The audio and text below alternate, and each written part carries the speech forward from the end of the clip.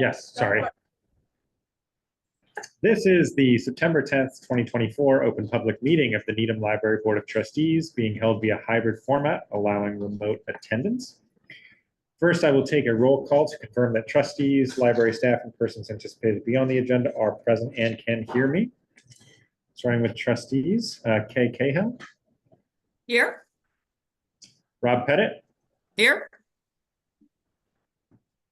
Jay Fialkov. Here. Michael O'Neill. Here. Megan Small. Here. Joshua Small. Here. And me, Erhard Grafe. I'm here. Library staff, Library Director Robert Queen. Here. Administrative Specialist Jenna White. Here.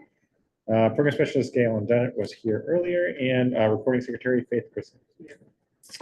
Do we have a representative from the Library Foundation of Anita this evening? Does not appear to. This meeting is being recorded. If there is a problem that prevents the completion of this meeting, we will convene at 7 p.m. on October 8th, 2024. I hereby call this meeting of the Needham Board of Library Trustees to order at 7:03 p.m. A reminder, citizens are welcome to speak for up to 3 minutes each, not to exceed a total of 10 minutes. Citizens are encouraged to inform the library director in advance of their intention to speak. Those who provide advance notice will be called upon first. While the board will take public comments under advisement, there may be no opportunity for discussion or debate during this portion of the meeting. I request a motion to approve the minutes of August 6, 2024, and then we can discuss. Can I get a? So moved. So moved. Second. Second. Great. So turning our attention to the minutes. Any changes you want to request?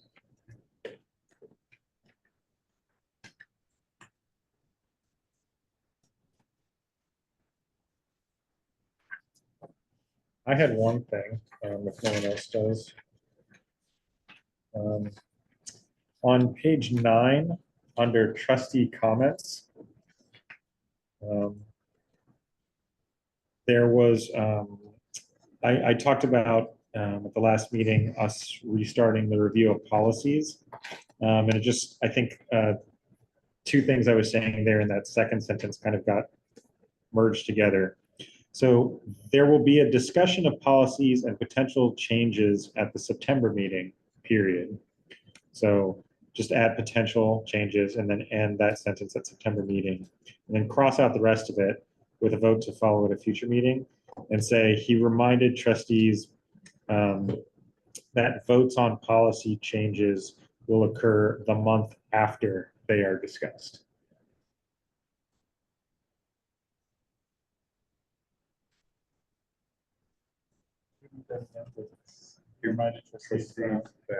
That votes on policy changes occur the meeting after they are discussed. Just, yeah.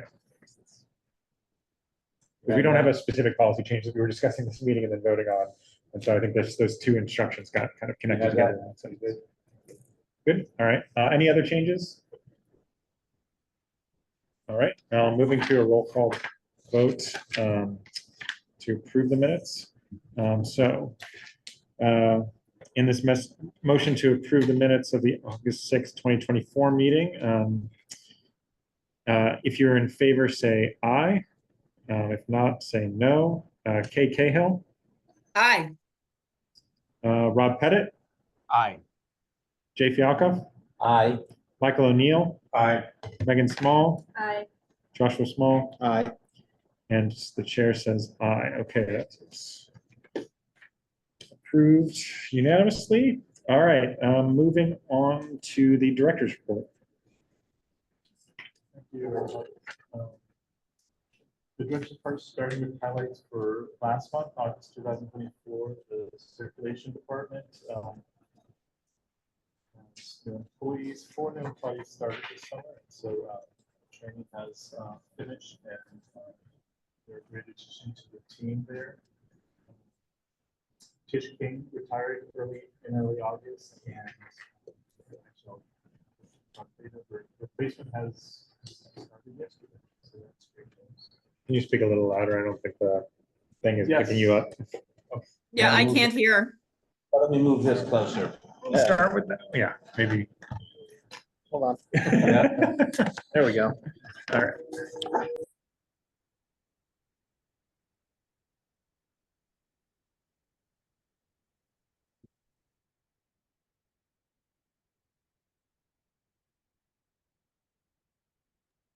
There you go. Okay.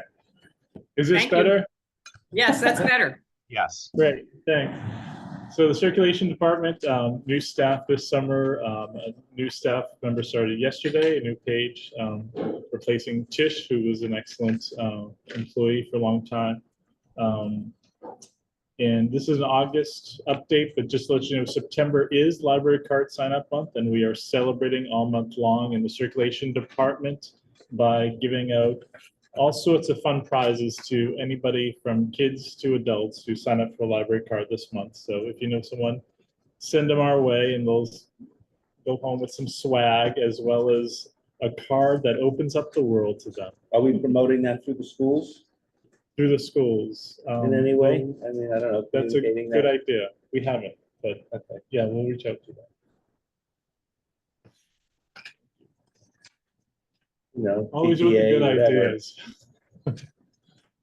Yes, exactly, yeah.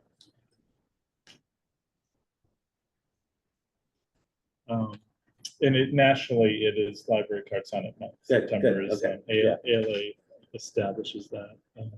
In our reference department, moving on, summer reading is over and it was a big success for teens and adults. We actually had more adults registered this summer than we had teens, 74 adults versus 62 teens.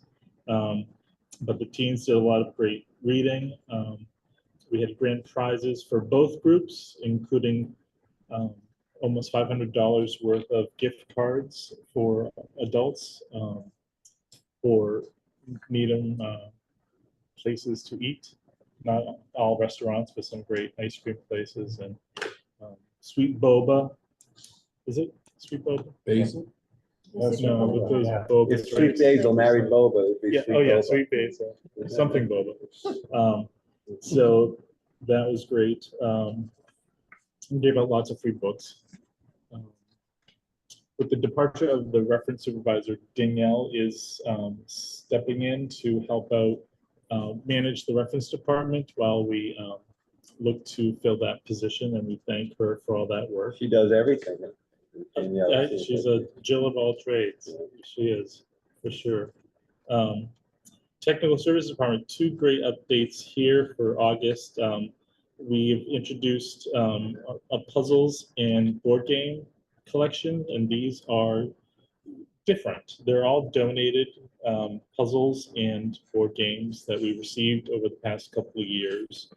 They are not cataloged in our system, so we do not, if people want to return them to us, that is fine. If they do not, that is also fine. People can check out 2 puzzles or 2 board games at a time. We want to encourage the reuse of these puzzles and board games that people no longer want. So Megan, we are again accepting donations of puzzles, if you know anybody.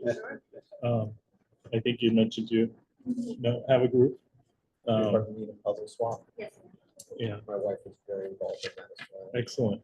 So it's been quite popular now, and if you're up to the second floor in the reference area, you can see near the teen collection, those 2 collections.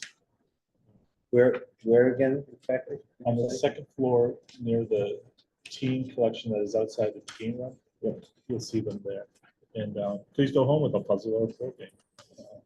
They're organized by number of pieces, but also by age range for the board games. So that's exciting and fun. The other big project that Technical Services worked on last month is the shifting, recataloging, and relabeling of the graphic novel collection in the teen area, which is about 5,200 volumes. So that is a big project and will really help us have that be more organized and be easier for our staff to, for shelving purposes, but also for patrons to browse and access. Moving on to technology, Danielle, in addition to helping out in reference, continues to make sure all of the staff computers are upgraded and then updated. Luckily, for the past few years, we received capital improvement money for technology, and so that was approved this spring at town meeting. So she's moving forward, ordering things and upgrading things, and we thank her for that. The fourth bullet point here is a fun project. I guess when I say fun, I mean free. I always think free is fun. So the Digital Commonwealth is run out of the BPL, and they receive funding through the state. So they offer free digitization services for public libraries and other institutions, town clerk offices, historical societies. So we've put in a couple of submissions for digitization, as well as Danielle is working on creating the metadata for a collection of a literary magazine up at the high school called Even a Rag Like This. So it starts in '68 and runs up into the '90s. So that when she's done with the metadata and this gets digitized, it's going to be crazy fun. Like, what do you mean you remember? My son, I think, had, when he was in high school, had something in that All right. magazine. So So did when, I. When you what? So did I. that's awesome.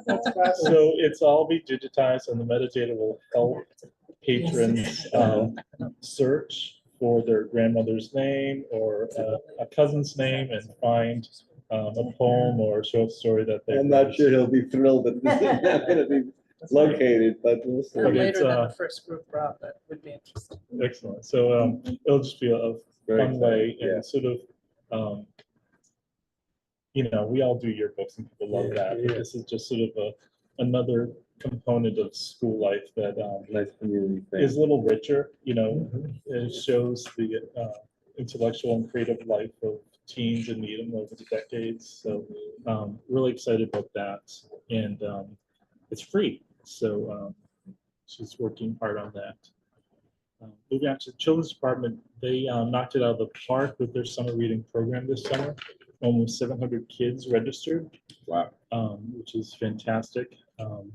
And lots of programs this summer, from magicians and jugglers to animal shows.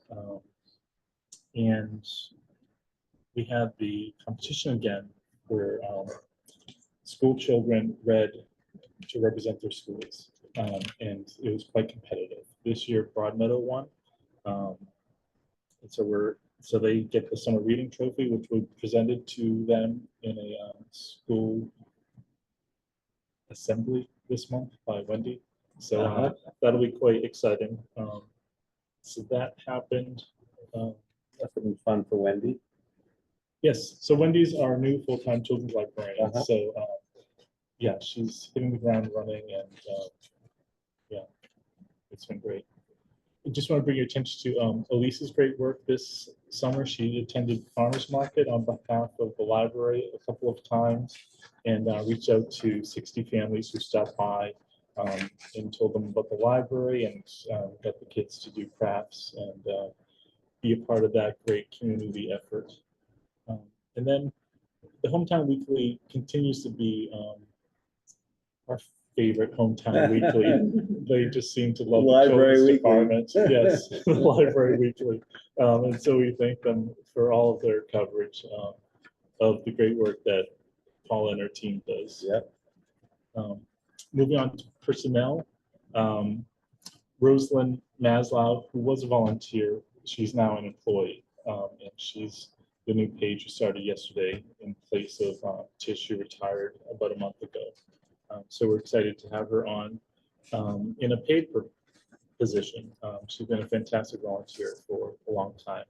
That is a position that we did advertise and interviewed several candidates. And Can I ask, what exactly does a page do? What is that role? a page mainly shelves all the books or Mhm. items that are returned to the library. Mhm. We also do shelf reading. Also take things off the shelf, so fill holes or interlibrary. When we print Got the paging list. Okay. And we pack books. Say that again? We pack Yes. books to go to other libraries. Uh-huh. Yes. Yeah. Oh, I should have You just. know from turned it over to experience. Yeah, I've Faith. done this, yeah. Faith Yes. Faith is one of our I great hope you don't mind pages. me adding. No, no, No, that's what I'm asking. no. That's the fun part, you get to see all the new books. Ah, Yeah. uh-huh, Well, And there are see other what, fun parts, but that's Yeah. very fun. yeah. and see what people are reading, yeah, but It's what they've both, returned, yeah, yeah. it's both, things you've never thought of. It's Yeah. very, it's fun. Um, Moving on, yesterday and today, we interviewed candidates for the part-time position of reference librarian. And we selected a candidate today, A part-time position? part-time Yeah, reference Yeah, librarian. Um, And we made a verbal offer, which was accepted. So Okay. this person will start on Wednesday, September 25th in this new role. I haven't told staff any of this yet, so I'll be sending an email in the morning to Uh-huh. them. This just happened today, so we're excited about that. This position became open because our part-time reference librarian, Autumn Brown, dropped her weekday hours because she got a full-time job. She's still with us working on weekends, but these Wednesday and Thursday hours now will be filled by this new hire. So that's over, but tomorrow we continue more interviews for the full-time position of reference supervisor. So we're interviewing Wednesday and Thursday for that position. So hopefully by October's meeting, we'll have great news for you about that person's start date, if they haven't started already. And then the posting for the assistant director closed last Friday, and I'm looking at the 18 applications now, which is a nice number. And we'll look to hold first round interviews next week.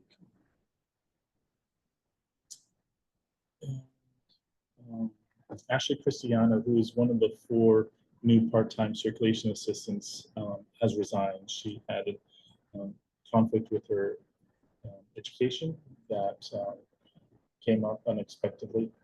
So we wish her well. She'll be here until Wednesday, September 25th. She was a great addition, but we understand her education takes priority at this stage for her. But maybe we'll see her again in the future. And then before I just talk about the last bullet, we're having our staff development day on Friday, September 20th, which is not listed here. The library will be closed on Friday, September 20th while we have that day. And we're having folks from Youth and Family Services come to talk to staff about dealing with problem patrons. We're having the public health nurses come to give flu shots. We're going to have members from the community come to talk about their organizations, and the fire department will be here to talk about emergency response and evacuation procedures. Then each department will have department meeting and an opportunity to clean out their departments. That's not, Things that are not. that's not the day when sometimes trustees are invited to join for lunch or something, when you have a larger event going on. We've done that in past years. I don't know if that We've was- joined for professional development days in the past in the morning for like a breakfast. Or in the morning or for a lunch. breakfast. But I'm just we mentioning that. usually do that once a year. We did it last spring, I believe. Right. Okay, this past spring. Yeah, Okay. that's what changed. So we will have Observation. breakfast and lunch. No, not necessary. I'm just raising the fact that historically we have done that. So, okay. All right. Okay. We're good. Okay. Thank you for that information. So this will be great. Our yeah, so that's September 20th. So we'll be getting the word out in the next week or so, so our patrons, we already have, but in a more concerted effort, so they know that that day we are closed. But our digital collection is always available, and as well as our neighboring libraries. Does that start at like 9 AM? Yeah, it's all day. So it's Friday because it's our, it's a weekday and it's the day when we open the shortest number of hours.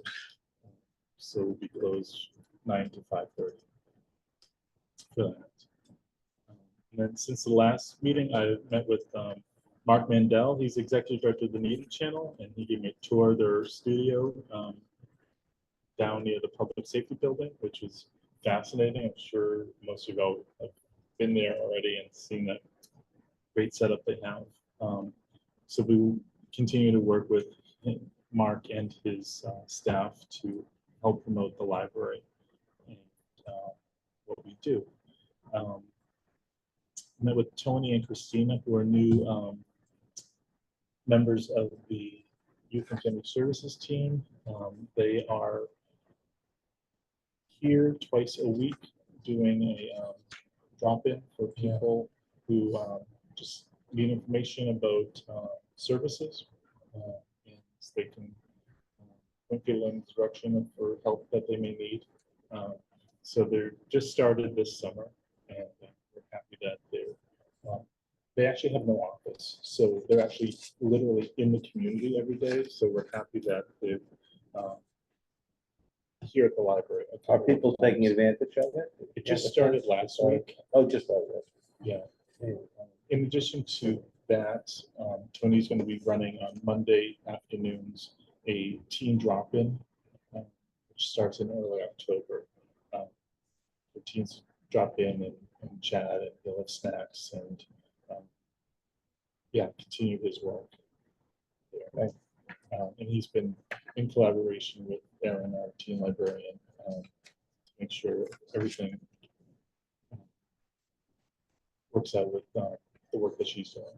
I haven't been in the library yet on an afternoon at the school. Is that to get crowded or? It is, Yes. yeah. Yeah. Today, I think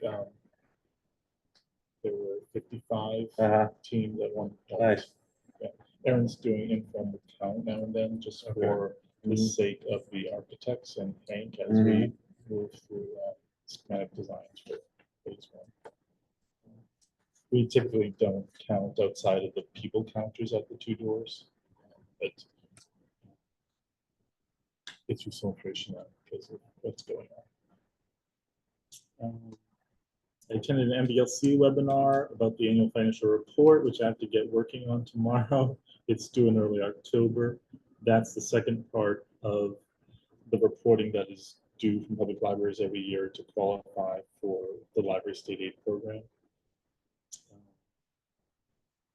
Last week, or a week and a half ago, I met with Vipul Bhushan and Rajesh Shaikh.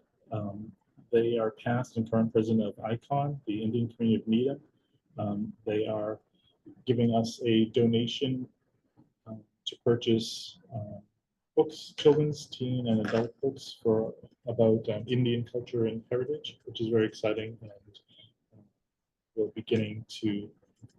begin to work with them to have a richer partnership to talk about programming and other opportunities for us to work with ICON.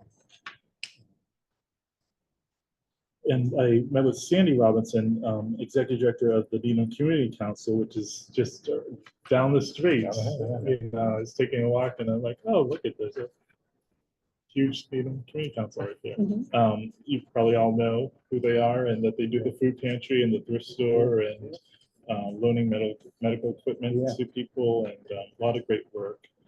So if you haven't met Sandy, it was great. She's so passionate and knowledgeable about Needham and the work that they do. So since then, Sheila, who runs the ESL program there, came and Jackie and I showed her the world languages collections for adults and for children, just so getting information on our resources to her so she can share them with their clients. So that's great. That's such a great community organization. So I'm very happy that you've made connections there. Yes, yeah. So yeah, that was great. And then last week, Jenna, Tamara, and I met with Gabby Queen, and she's the new sustainability manager for the town of Needham, who started, I think, in the springtime. And then with Matt Damaris, who's the assistant superintendent of the recycle and transfer station, to talk about money, because Matt has money, which he gets every year as a grant from the state, which can be used to support a library of things. And we have a library of things.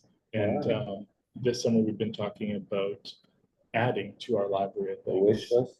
And so we met to talk to them about how we can use the money.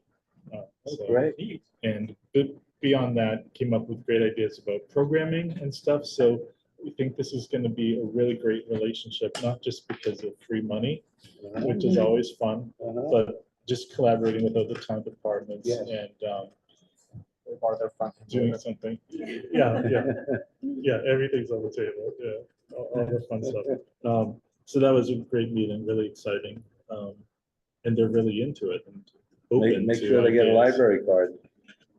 After the meeting, I watched Gabby down and she got a library card, yeah, and some swag, because it was September, so she got her prizes. And then last night, along with Erhard, I attended the PPBC meeting as a library user representative, which I forgot I was until they did that roll call and they wanted me to vote. Yeah. And I'm like, unmute. Sorry.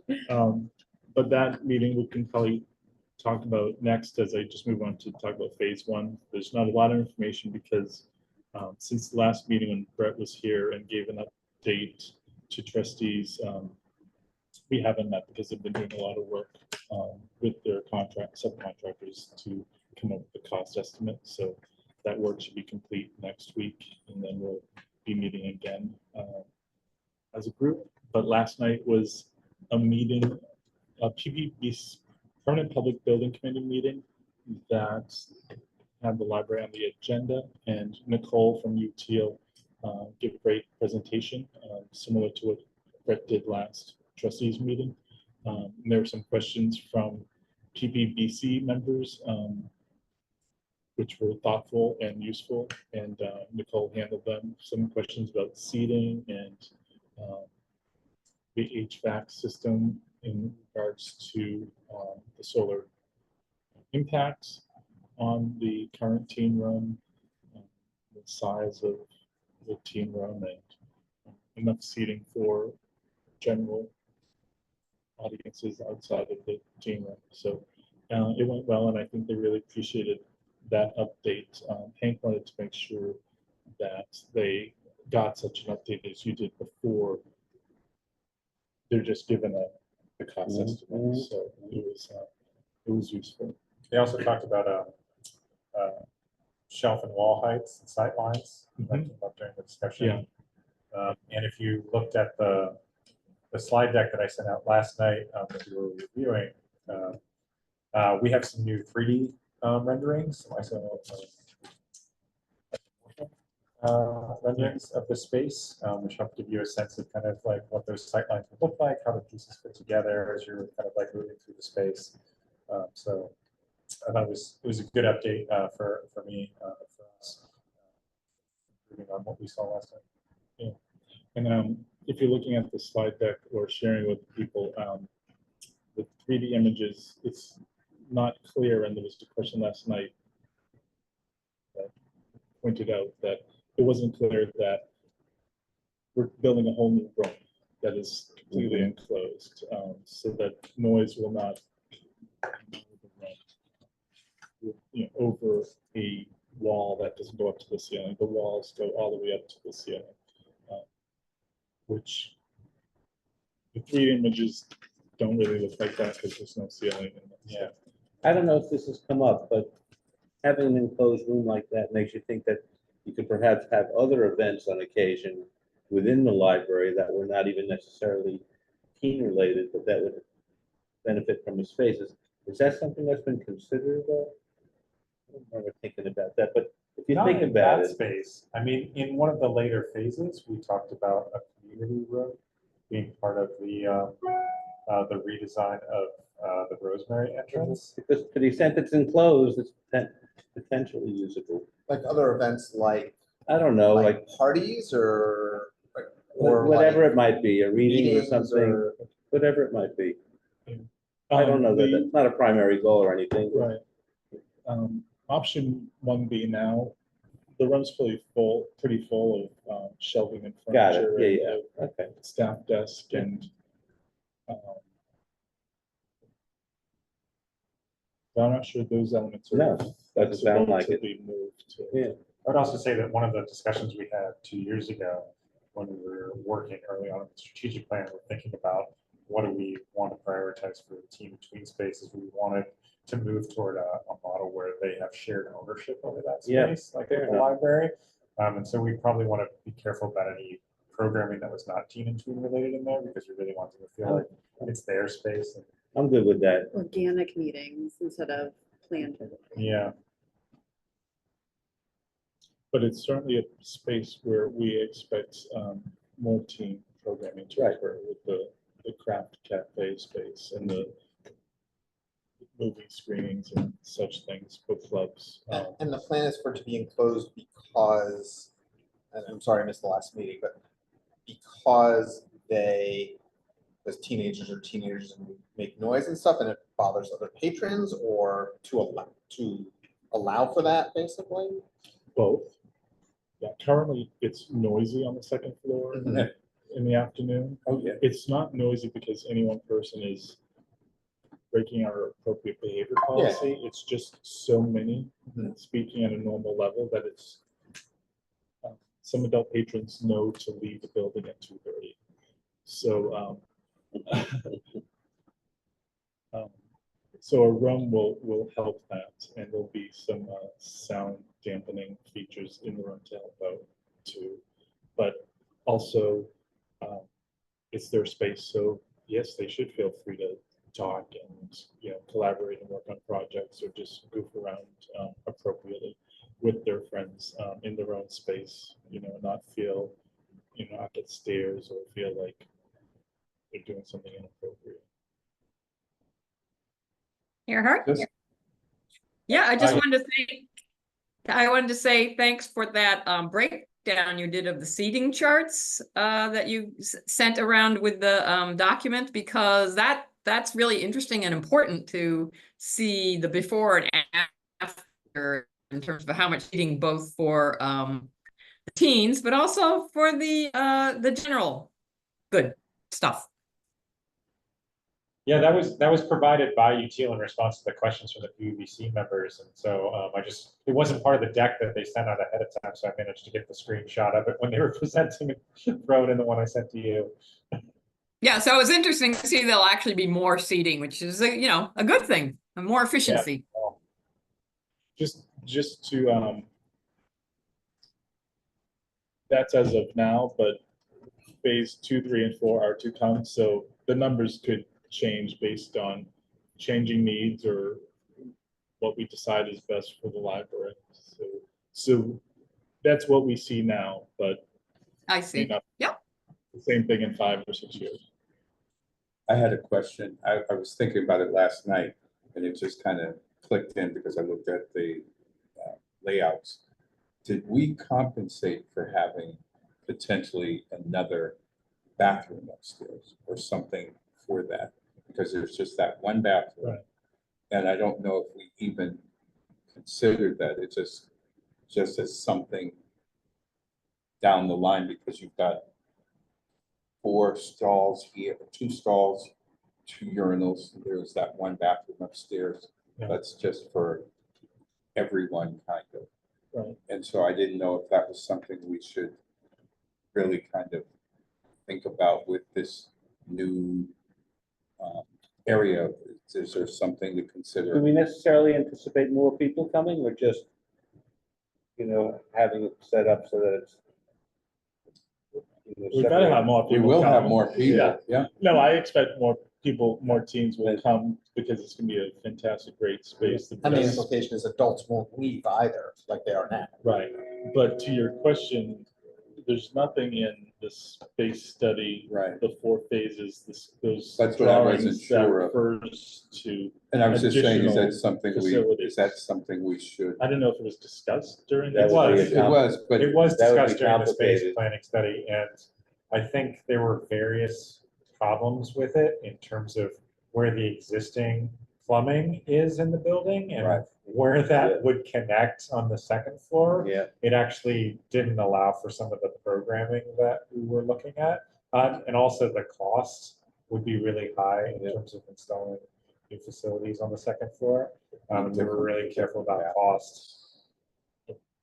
But yes, it was discussed Okay. as, or at least at I one think point. at one point we it talked was, and about I wasn't sure if we just abandoned it or just, not in a bad way, but did we not reconsider, not necessarily based on cost, but just for the amount of patrons that are actually utilizing. And just as someone who's here a whole lot, you see people, if the bathroom up there is not in order, then what would that do to that whole group? We've got, say, 50 young people. That's an awful lot. So maybe, I don't know. So it was just something to bring up, just get some clarity that, is that something maybe porta potty. think about, or Right. porta potty, he's out. In the parking lot. Those parking That- spaces. He's in the reference department. Wait, this is live, Jay. There's not enough parking there. But that was just No, I something, hadn't thought of. yeah, that. it's just, Yeah. it would be a travesty if we didn't at least address it, but there, it's good that we understand that there are cost overruns and it could be kind of high based on that, but it might be something just in the back of our minds to consider. Because They maybe you feel can confirm for us that they gave it all that consideration, explain perhaps from their end also why it was. I will considered say to that be there's no impractical. existing plumbing anywhere around the YA space. Right. So to add it into this phase would be the most expensive Right. time to add it in. Where the existing bathrooms are, going above or below, depending on the floor, Right. would be the most cost-effective thing to do. That's what I was thinking, because you just need to not so much to I'll throw a also monkey say, like, wrench, but no, because we redefine have the had so many space. plumbing issues, I wouldn't say that it would be like the simplest, it would be the only thing to consider. That would be the, Yeah, yeah, that because would, this building has some plumbing issues. yes, Like, it's right above here, it's just like open space, these bathrooms. yes. It's like the middle of it, it's like the middle of the room up there somewhere. Well, it's right, it's alongside the, Yeah, it's right by it's the the world stairwells. languages section right Yeah. next to the stairwell. Exactly.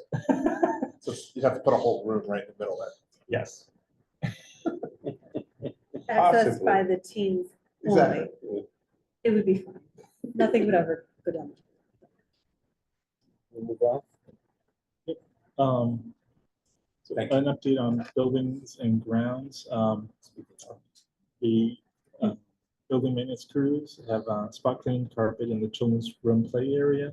The building filters were changed throughout the building. The outside benches were restained. The masonry contractors were here for a couple weeks and finishing up the patchwork on the sidewalk and ramps around the building. The town plumber replaced 2 of the toilets on the 3rd floor. Those bathrooms up there, we have had issues with for a while. They were low flush toilets, and being such, there was not enough water to move everything out to the street, which was causing clogging issues and water issues coming out of the bathrooms. So there are new toilets, which are not low flush toilets, and we're happy about that. So they're back in operation and we've had no issues yet.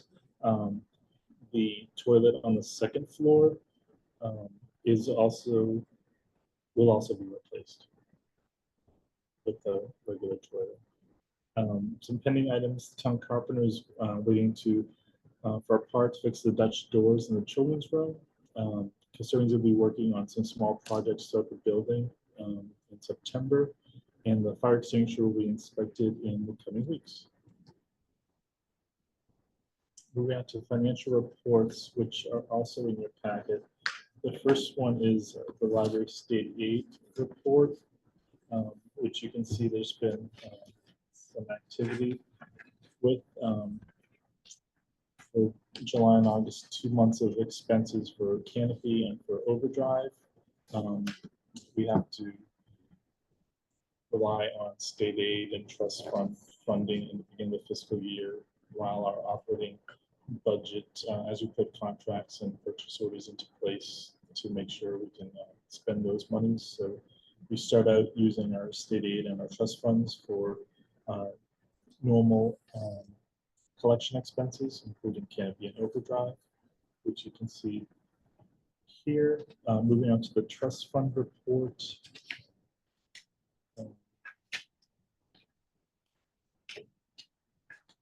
Expenses here mostly are the from the hatch fund and the permanent donation fund. Again, similar to the use of the state aid for July and August, we use a lot of the Friends money from the permanent donation fund to make sure we can still purchase items for our collection. And as you can see from this pile in front of me, which will next month's trust fund report will show all of these bills being paid. So that's that. The last report is the budget report, which is not listed in the director's report, but the actual report is attached and shows that we've expended 17% of our budget so far through the end of August 31st, which is on target. You can see for our expenses, we've expended almost 58% of our expenses line item, which may seem alarming, but most of that is our annual assessment to belong to the Minuteman Library Network. So we're on track there, and some of our books and articles and databases are annual subscriptions that we pay up front, so that 20% may seem a little high, but those are expenses, one-time expenses that we pay at the beginning of the fiscal year. And our salaries is, lower because we're not fully staffed, and so that explains that. Moving on to our DI efforts, you can see we continue to purchase materials for teens, adults, and kids to reflect everybody in our community. And our children's department last month had 4 programs. One was a story time in Chinese and 3 sensory story times, which were popular. So technical services provided a chart here of a breakdown of occurrences for each of these. Thank you to whoever fixed this to make it so much more readable. Oh, yep, that's Tamara. Yep, I will. I'll thank her. And then the next report from the technical service department is the new item summary report. And I just want to bring your attention to, we added 758 items and withdrew 194. Of those, 91 were in our adult nonfiction collection. So we've begun work there because we are shifting that entire collection forward. We see the empty shelves there for. But first, before we move things, we want to only move things that we're keeping. So we started that weeding project to get rid of things our patrons have let us know that they're not interested in because they haven't checked them out. And we need that space for new items. So that's the end of the director's report. If there are any questions? Any questions? All right, moving on to new business. We have a item to vote on. It's like a gift. Can I ask a question about that, actually? Sure. So, Bob, you had mentioned in the report that there was a donation and gifts from the Indian Community Council. Do we have to vote to accept those, or is that we That's haven't to gotten come. them yet? Right. Okay. That is a donation of $500, which is to come. Gotcha. So next time or whenever it comes here. So the list of gifts, which I printed and lost, on my way down Yes. here. It has one item, thank you, Faith. It's a gift, it's not so much a gift, but a requirement of the artists who show their items here. If they get a sale, they're required to give us a percentage of that sale. So we call this a gift, but Sarah, the ceramicist who had her show up this summer, made a couple sales, and so the $37.50 is our commission for that. So it's submitted as a gift to go into our gift account. Kay, did you have a comment on this? Just that, yes, all artists, if they sell something that while they're exhibiting at the library, we have an honor system that they donate 10% of their proceeds to the library. Great. Well, good for the artists, that they made some sales, and that's wonderful. So can I have a motion to accept the gift as listed here? Motion. Second. Okay, right. Roll call vote. Kay Cahill, Aye. Rob Pettit, Aye. Jay Fialka, Aye. Michael O'Neill, Aye. Megan Small, Aye. Joshua Small. Aye. And the chair is aye, so that's unanimously accepted. Thank you, Sarah. Now moving on to the other new business, we had talked about the idea that we want to get back into the routine of reviewing the library policies, which is one of the chief responsibilities laid out in our bylaws of the trustees. And so ahead of this meeting, Rob was looking to identify some of those so that we can kind of put those on a calendar moving forward, so that we could discuss those policies as we see them as priorities.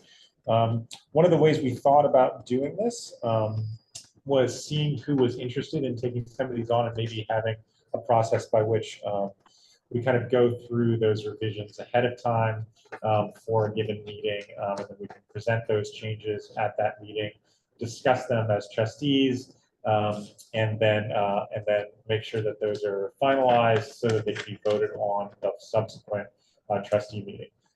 And Rob was also looking at as a kind of way of working with him on those revisions going forward. So Rob, do you want to talk about it? Yes, thank you. I just want to pass out, and I apologize to Rob and Kay. I forgot to email this to you so you have it, but what I'm passing out is a list of our existing policies on a spreadsheet that has information about the date they were created and the last revision date, and some notes. On the back is also a list of new policies that we need to create. So this document will help guide us. What we would like to work on first are any policy revisions or new policies that relate to phase one, as well as if there are policies that we meet and decide they don't need revisions or there are minor revisions, and those are something that we can quickly get done. And then other than that, work on. Have you identified No, the policies here that are phase one? no, we started a discussion with the department supervisors about priorities. And then we'll have a meeting to talk about phase one type policies. So we just want to talk about a timeline for this project and see the trustees' response to the idea of being involved to help go over revisions of policies before trustee meetings, to help that process move along smoothly.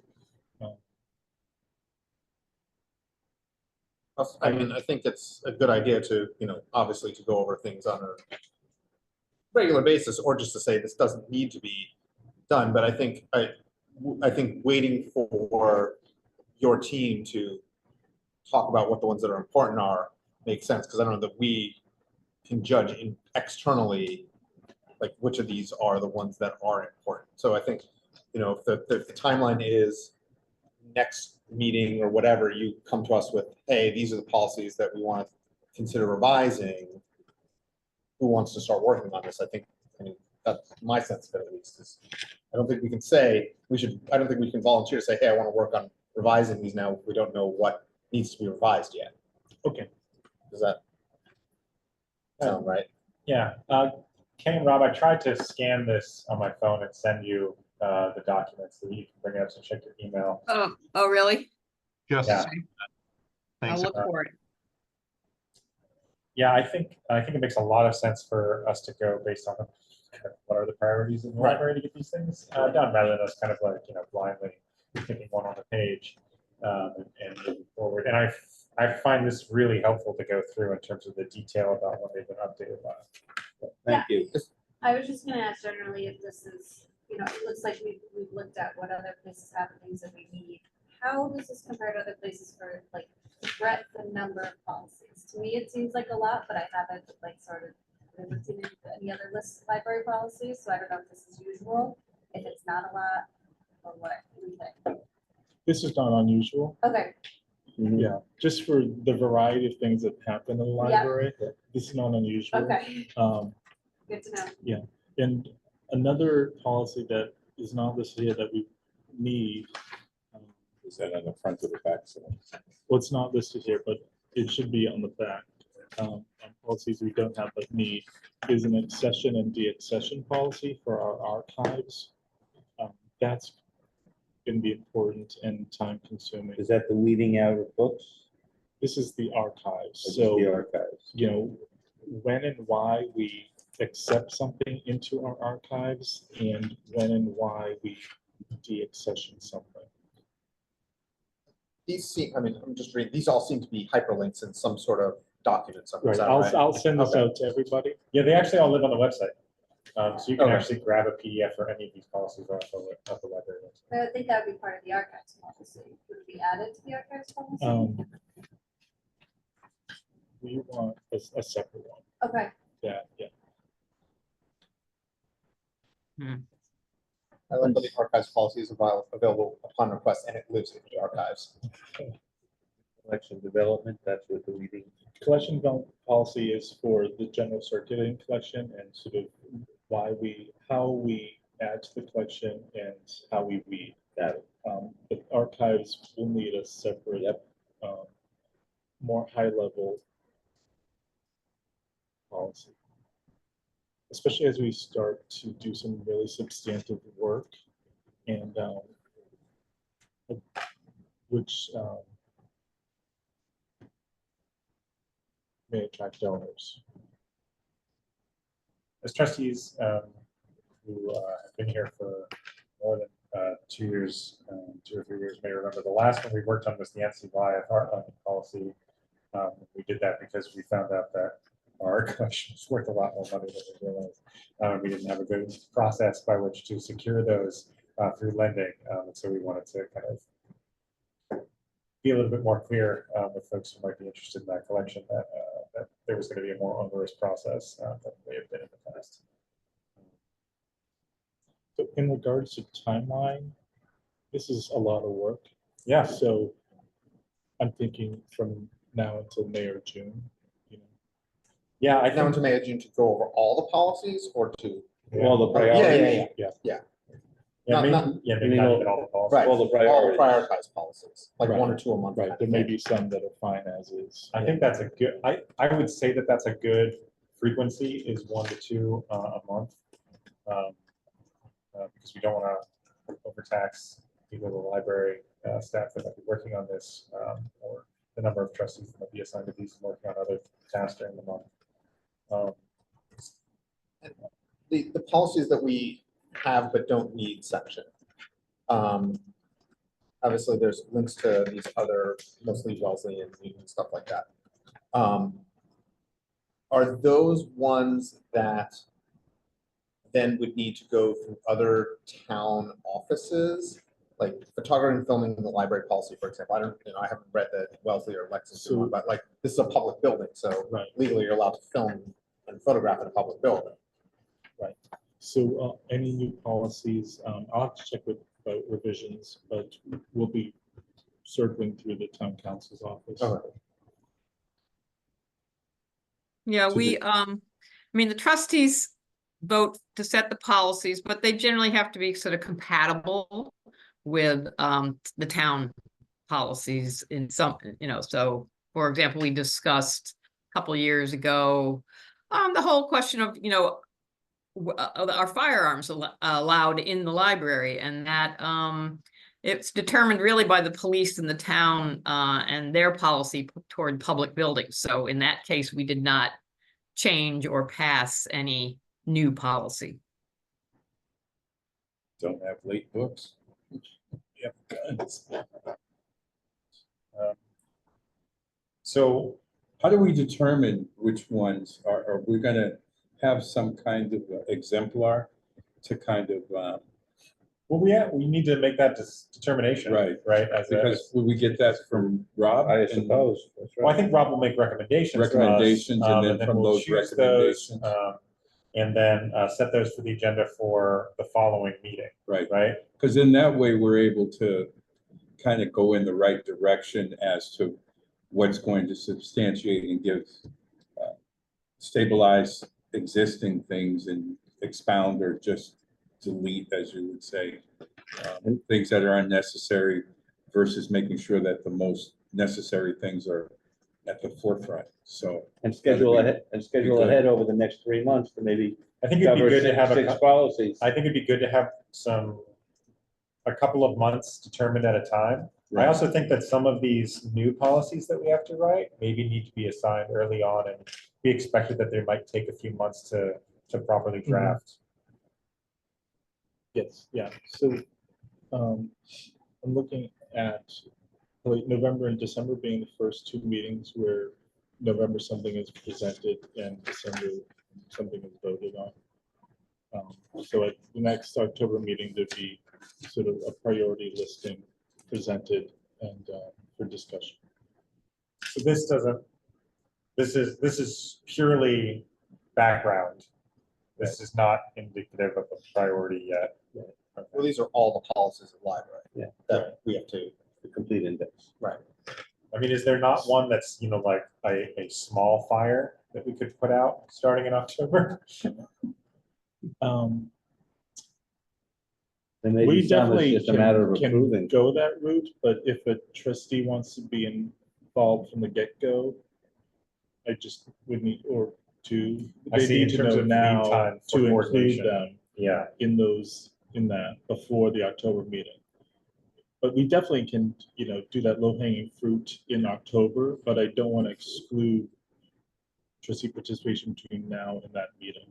If somebody wants to be part of that process, I could just reach out to them after we do the internal review of what is the low-hanging fruit, and then have a meeting or discuss with Well, 'cause the if we do trustee. 2 a month, we're gonna only be able to get through about half of this for May. But Which it is may fine. be that there are It's fine. 6 priorities. yeah, Yeah. it's not, we're not required to do everything by a fiscal year. This is an ongoing process. We are a trustee board that lasts, as long as the library lasts. Right. So there's not a rush that we have to get through everything by May. It's more important that we do a good job. You may have Also, some of already, them don't need any revision, otherwise we can open them up and say, hey, this looks good, thank you very much. for example, you may have with the new policy with the study rooms, you may have already an updated policy for the library study rooms that already exist, because now that you have the way where you can reserve them online, I don't know if that's just a policy. That would probably be, Internal procedures versus policies, yeah. Let's see if there's any that's a policy good point, change needed. making sure you know how they're, what the flexibility, but also which one would take priority. Which would be part of what we might do. Just making sure that those are, they're not. Yes, and mutually- I just to reiterate what Erhard just said, there isn't, there's not a huge rush. I mean, in the 6 years that I've been on the board, we've probably changed or voted on maybe 10 policies total. So it's a gradual process with the priorities as Rob determines, or if some of the trustees think they've looked at a policy, that they want to put toward the front of the list. And we can proceed, in a gradual and thoughtful way. I agree. Did you have anything else you wanted to share about process? As you are imagining it? Imagining it, that will work and meet with staff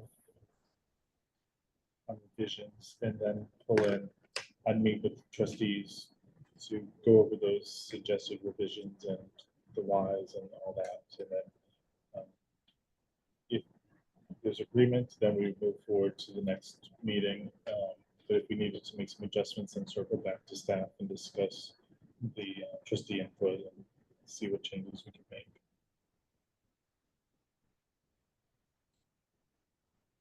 I got a little lost there at the end of your explanation. So we're imagining that you and staff look at a particular policy, think about like what are the needs of the library from your experience in terms of revisions for that policy, and possibly you would want to also look at comparable policies at other libraries to see if there are things that aren't on our radar, and then working with trustees to work on a proposed revision. Between meetings? Yes. Yes. Like between But determining then if that's going to happen and then the meeting where it's discussed, because we would want to see the proposal for discussion at that meeting. And then we would approve, we would say that, yes, this is good, or we want a few tweaks. And then that final version would show up in the following month for approval. Right. That What makes I sense. want to avoid is, the trustee or trustees who are volunteering for this process in between meetings, that they and us on the library side aren't in agreement, and different revisions are presented at the trustees meeting. Right, yes. So I want to have enough time to meet, to go over our thinking and revisions and hear the feedback and make adjustments if needed, and go back to staff and talk through trustee input. Yeah, So that we're in agreement when we come to a trustees meeting, and there's, and it works smoothly. I think that makes sense. I think there should be an expectation for any trustees that are working on a policy that you're going to meet at least once or twice with the library staff around that policy, and that it's a joint proposal to the trustees, as opposed to independent research kind of emerging at a meeting. I like that. I think that's very reasonable. It's just a good idea to have an understanding what is going to help the staff in their performance, but also be within certain boundaries of the town, as well as mandated kinds of things, finding and figuring out what those are, and then expanding on those, or either fine tuning them a little bit, as you were saying. So yes, I think that'd be good.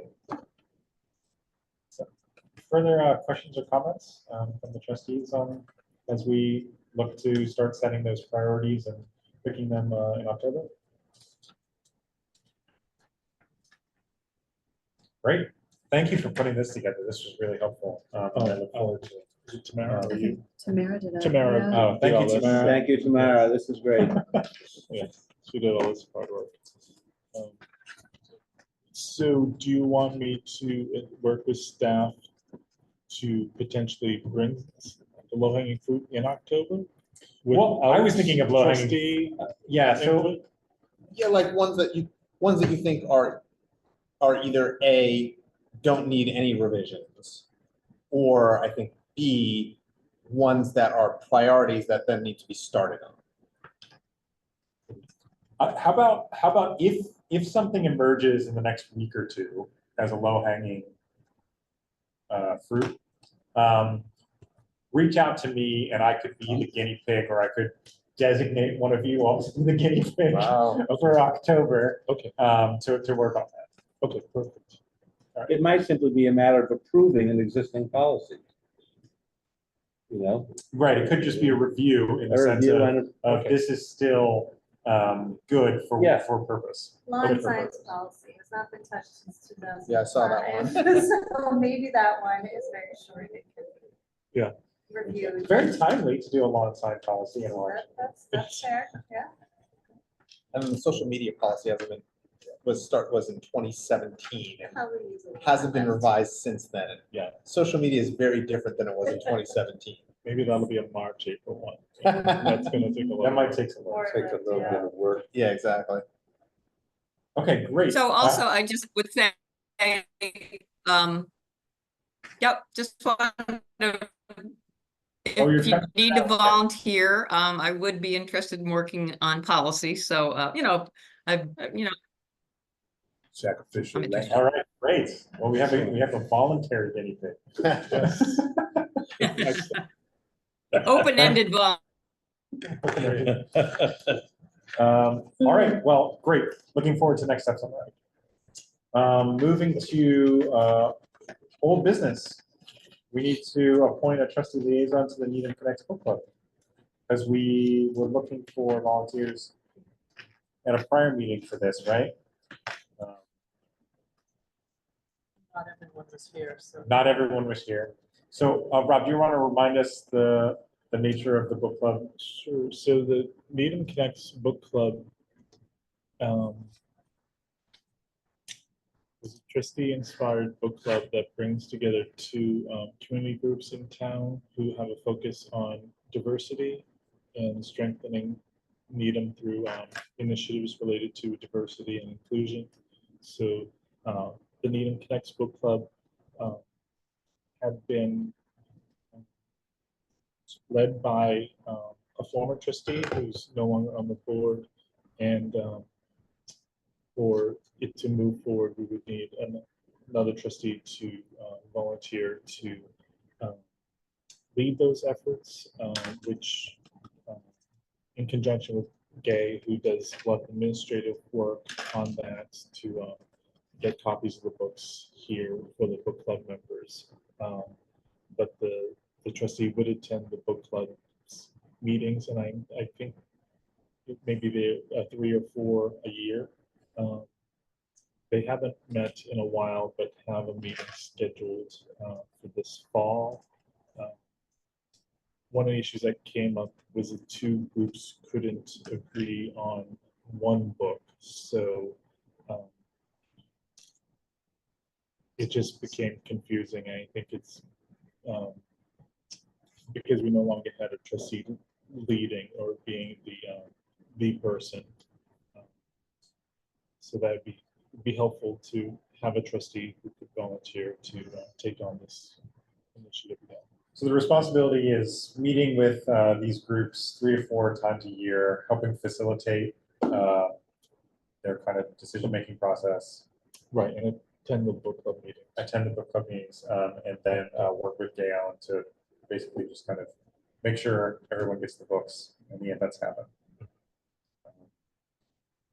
So that would be the responsibility. So we're looking for a trustee who'd be willing to do that for this year.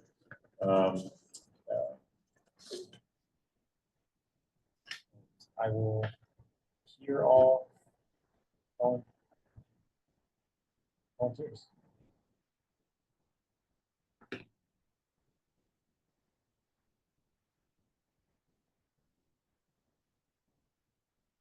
I suppose if somebody wants to volunteer, they can send you an email.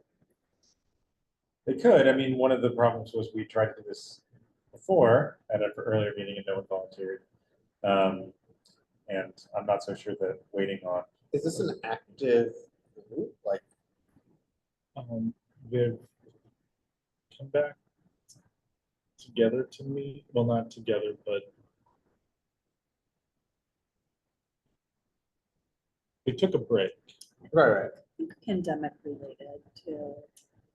Yeah. That kind of, But yeah, so they each came back with their own title to me. So it's not really. I mean, maybe this is Needham just a matter of having Connects. one meeting together and knock heads and get them to agree on the books. I So don't if know. there, is not a volunteer, we can notified the two groups that, you know, since they have selected two different books, if they want to move in that direction and just hold their own book club meetings here, then as we do with other book clubs in town, we can support them administratively by placing holds on the selected titles and, you know, having them come into the hold shelf here and help make reservations for community room use. And that would be, I mean, just quickly Googling it, it seems that they already have a meeting set up and a book picked. Is that correct? I go to, you know, the Friends and I go to the foundation meetings. You know, I think as a board, we need to be careful about kind of expanding our remit to areas that are not central to what we do collectively as a body. And really the crux of that is, you know, strategic direction, strategic planning, policy review, kind of the stuff that we go over. I just get a little concerned when our, you know, remit starts to go into areas that are more specifically focused beyond what's in our bylaws. Such as the book club. Yeah, which wonderful programming. I'm not sure if that's something personally that we should be kind of expanding into as a board. It seems like something that, you know, book clubs should really be able to do independently. Okay, did you want to comment on this?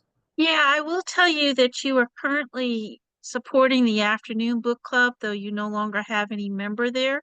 But that was trustee initiated about 35 years ago. And the diversity and discussion started up. It had a different name. It was called Needham Connects. It is one of our DEI options that we do. I will tell you that they have their books and they're only doing 2 meetings this year. So if you want to put off assigning someone from the trustees, I can handle this year's, but it would be nice to have somebody in place later on this year to take on this responsibility. Thank you. That was helpful. I guess I'm still, similar to what Rob was just saying, I guess I'm still not clear exactly what is the trustee's responsibility towards this, other than it was started as an initiative, the trustees. Great. So we came up with this idea 35 years ago, as Gabe was just saying, but what is why does it need trustee responsibility oversight, I guess is my question. Other than it has in the past. It's a good question, and I don't think we have a clear answer on that. You know, obviously, it's not in our bylaws that we need to participate in running this type of programming, and I think it makes sense for the trustees on occasion to create new initiatives that push the library forward in particular directions. And certainly, the Needham Connects Book Club is representative of the DEI initiative that the board took on several years ago. But that doesn't necessarily mean that, you know, every new programming initiative that the trustees help launch is something that they should be just doing in perpetuity. We should be able to gracefully sunset things or pass them off to others. And if they don't live on without the trustee help, so be it. You know, perhaps, you know, the spark that we lit at the beginning, you know, is sufficient for what we were trying to achieve there. And we might need to just be okay with that. Was that kind of like what Rob was saying, that, and also Gabe, that by the fact that they are able to do and that programming takes place here, is that similar to like the library supporting these initiatives, even though it doesn't necessarily have to have a trustee? Yeah, I think the library body itself. And I don't want to put words in Dave's mouth, but, you know, if I was in her position, one thing I wouldn't want is the trustees to create a bunch of programming things and then just hand it over to library staff and hope that they continue running it in perpetuity either. We wouldn't want to be doing that. And so I think we do need to imagine what does it mean to imagine what those things are that we're supporting and let those things pass on to someone that takes them on outside the community, or let them just pass on. Yes, and just to mention, I think some of these things in the past, a trustee has participated due to their, as a result of their own particular interest in that topic. And so, as Rob says, it's not in our bylaws that a trustee needs to be appointed to this or some other programming efforts. So, and if the library, I mean, if there's nobody here who right now feels like that's something they want to do, I think that, Gay was kind enough to say that she's willing to kind of manage that for a year, but then maybe we need to visit whether this should be seen as a trustee effort or continue as a trustee effort, that particular group. So for now, I think, as she said, it's 2 meetings. That can be handled, but we should take a look going forward. If we don't have a trustee who wants to do that, then we should revisit whether it should continue as a trustee responsibility. Right, and this isn't for any lack of support of these book clubs, which I think we all do support, and want to know what they're doing and what they're up to, and to participate as much as we can. It just goes to a question of, what's our core mission as the Board of Trustees, and I'm just kind of keeping our eye on that.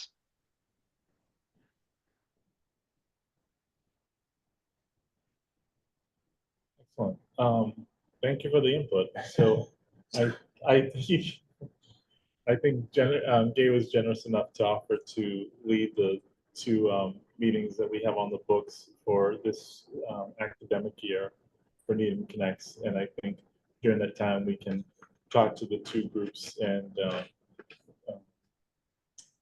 help them get to a place so that next year perhaps as a member we can step up and facilitate the discussions and help select 1 book for each meeting that we can then help get enough copies for their meeting.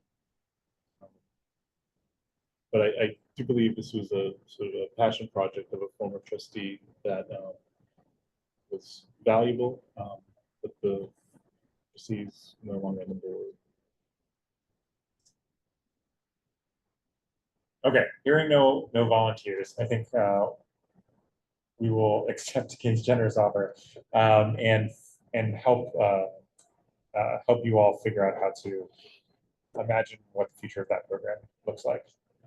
Should we put this on future agenda 6-8 months from now to discuss, like, come back to it and discuss not just this book club, but like the trustees' support for the other book clubs that, like Gabe mentioned as well.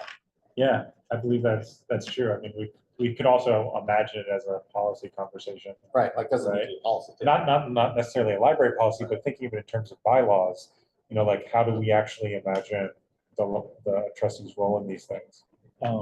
And maybe including that in the MacIver series, because that's quite a task. It's a big programming task that the trustees take on to do that. So that could be part of our imagining what the trustees' role is in programming more broadly at the library. Seems to be something we should revisit and clarify. I think Kay had a great point that she said most of it took place with people who had interest in specific kinds of things, and they were able to kind of feel comfortable to do it, which makes sense. But it's really figuring out we're not a Swami where we can read somebody's mind or how they want to, what books or what they want to do. But her point was really well taken. It's just like there's something, if it's something that interests you, but we don't necessarily know. Nobody wants to do something that they're not comfortable with. You're talking though about taking this under consideration. I mean, Yes. it's one thing, for example, if all we've had hypothetically up until now was the MacIver speaker series, which doesn't seem entirely inappropriate for the trustees to have a speaker event that they can have some control over the once a year. It's perhaps a little bit different when you start adding on all of these other things, but, I'm open to reconsidering it, but I don't know that it's outside the scope of our mission, for example, and the role of the trustees. Maybe it is to be, having a single speaker event a year or aiming for that. Well, no, and I think that's why we need to have a more focused conversation Fair about enough. this. And maybe look to other boards of trustees and understand kind of their roles in programming work. But I think if we're finding ourselves in a position where it's unclear if we should be playing this role in this particular case, then we should have some clarity We need more a broadly policy. on how we want to We need handle our those own things list. going forward. So let's revisit that at a future meeting, as a much larger conversation, perhaps do some research about it. Moving on to Library Art and Exhibits Committee, and I believe you have a vote on this that we need to do. Kay, are you prepared to talk to us? Yes. Oh, yes, thanks, Gay, for putting that up. We just briefly, the Arts Committee, we plan to meet again in 2 weeks. But in the meantime, we have, if anyone has not yet been up to see the Bruno Wernley abstract exhibit, very, very powerful, very bright and big and wonderful. So, and I wanted to mention a special thanks to Gay Ellen, and I understand that she worked with 2 of our maintenance employees, staff, because these are not on canvas, they are on wood, very heavy, large wood paintings. And it took quite a bit of muscle power, I guess, to get them up on the wall. So I thank them for that. And just going forward, we have an artist who is applying to exhibit in October, which is coming up, Miriana Limon in the cases. And so Gay, did you have her work up? I do. Mariana Let me go Leon? grab it again. It vanished on me. Hold on. I'll get it back up.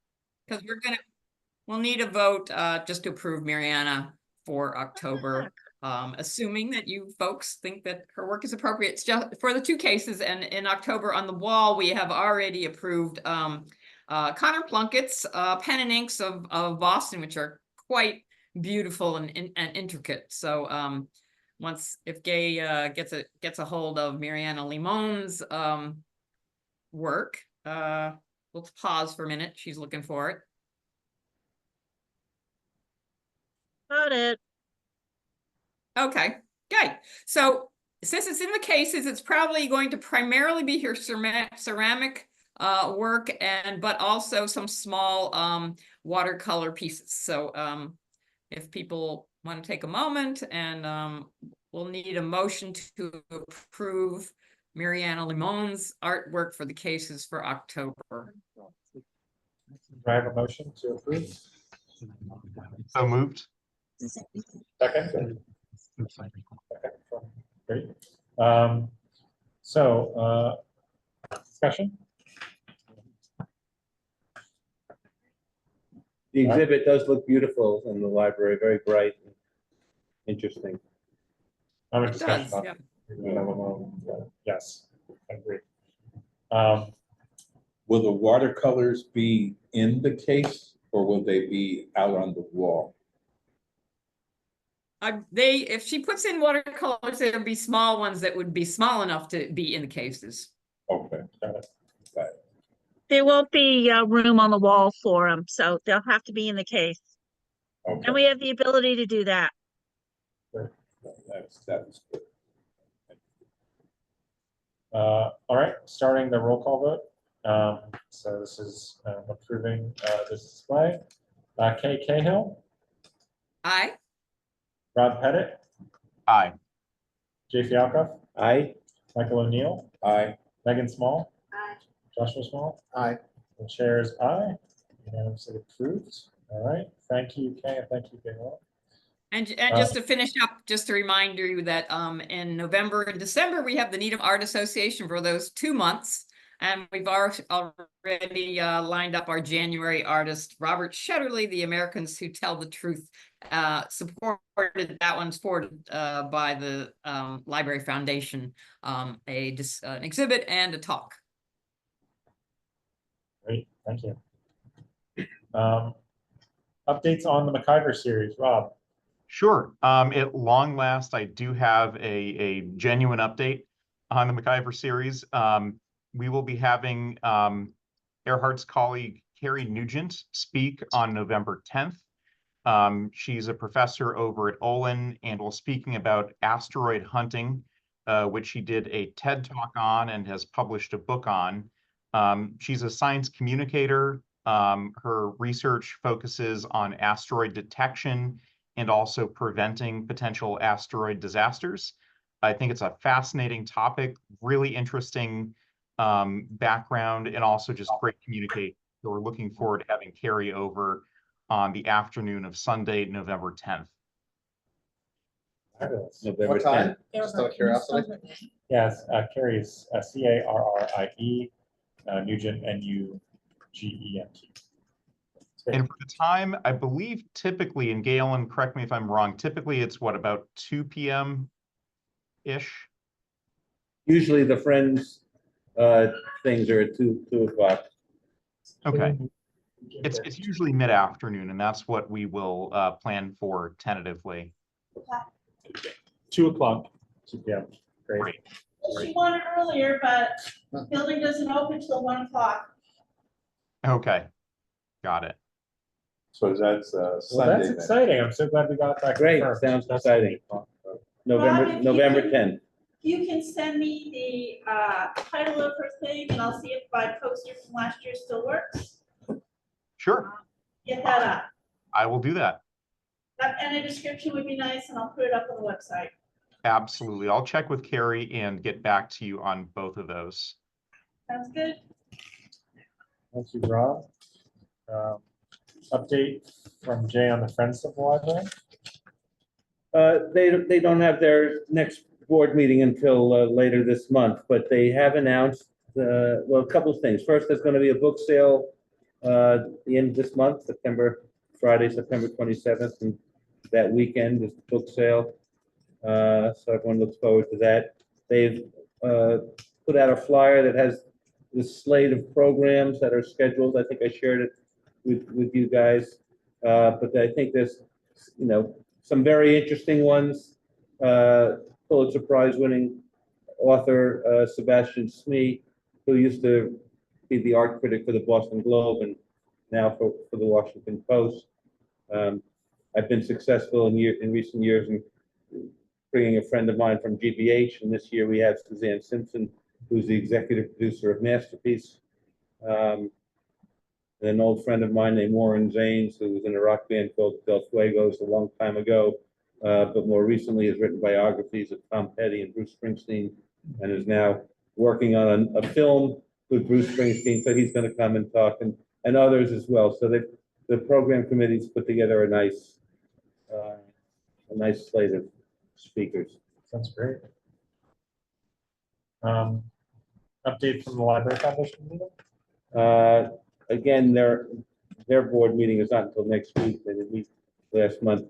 They have a tentative list of some programs, but I think I should wait for them to finalize that, and maybe share that next meeting.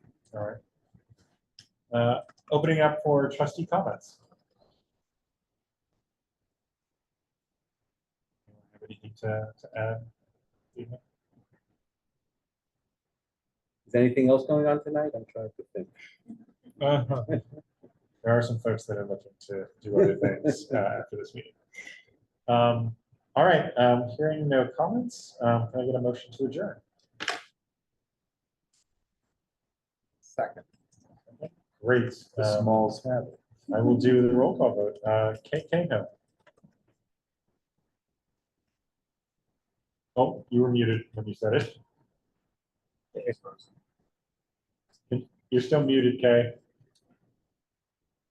Sorry. Hi. Thank you. Bob Pettit. Aye.